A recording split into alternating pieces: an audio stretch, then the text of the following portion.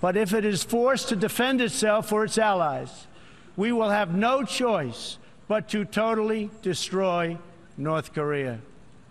Rocket Man is on a suicide mission for himself and for his regime.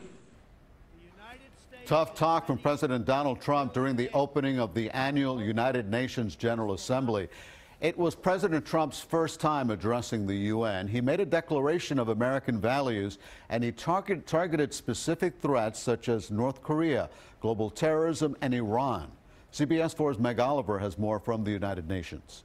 The world was watching as President Trump made his first address to the United Nations General Assembly. Welcome to New York.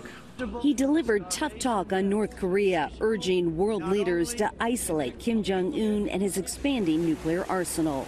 The United States has great strength and patience, but if it is forced to defend itself or its allies, we will have no choice but to totally destroy North Korea.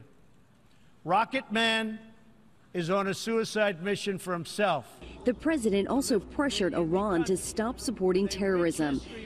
It has turned a wealthy country with a rich history and culture into an economically depleted rogue state whose chief exports are violence, bloodshed, and chaos. He issued a strong warning to ISIS and other terrorist groups. We will stop radical Islamic terrorism because we cannot allow it. President Trump was elected on the campaign theme America First, but he used his speech in part to ask other nations to come together to confront common threats and dangers. I will always put America first, just like you, as the leaders of your countries, will always and should always put your countries first. Mr. Trump has been critical of the United Nations in the past, but he's now pressing for new reforms. Meg Oliver, CBS News, the United Nations.